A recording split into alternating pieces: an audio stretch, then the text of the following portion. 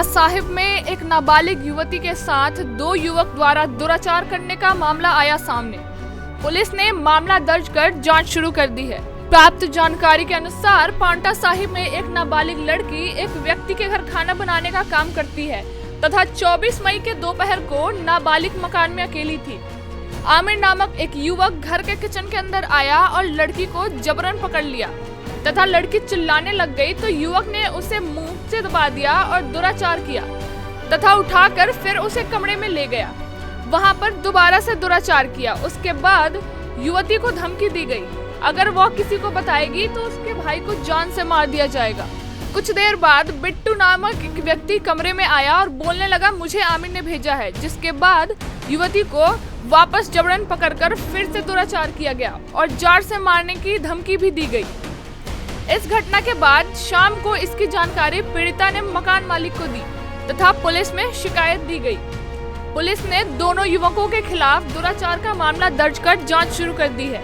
मामले की पुष्टि करते हुए डीएसपी वीर बहादुर ने कहा कि शिकायत के बाद मामला दर्ज कर जांच शुरू कर दी गई है। पांवटा साहिब से रॉबिन शर्मा की report, sky news global.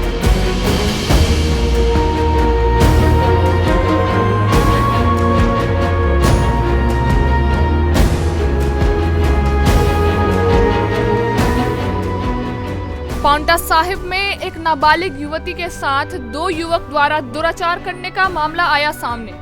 Police ने मामला दर्ज कर जांच शुरू कर दी है। प्राप्त जानकारी के अनुसार पांवटा साहिब में एक नाबालिग लड़की एक व्यक्ति के घर खाना बनाने का काम करती है तथा 24 मई के दोपहर को नाबालिग मकान में अकेली थी।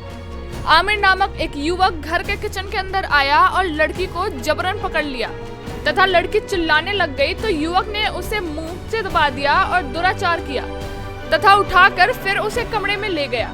वहां पर दोबारा से दुराचार किया। उसके बाद युवती को धमकी दी गई, अगर वह किसी को बताएगी तो उसके भाई को जान से मार दिया जाएगा। कुछ देर बाद बिट्टू नामक एक व्यक्ति कमरे में आया और बोलने लगा, मुझे आमिर ने भेजा है। जिसके बाद युवती को वापस जबरन पकड़कर फिर से दुराचार किया गया और जान से मारने की धमकी भी दी गई। इस घटना के बाद शाम को इसकी जानकारी पीड़िता ने मकान मालिक को दी तथा पुलिस में शिकायत दी गई। पुलिस ने दोनों युवकों के खिलाफ दुराचार का मामला दर्ज कर जांच शुरू कर दी है। मामले की पुष्टि करते हुए डीएसपी वीर बहादुर ने कहा कि शिकायत के बाद मामला दर्ज कर जांच शुरू कर दी गई है। पांवटा साहिब से रॉबिन शर्मा की रिपोर्ट, स्काई न्यूज।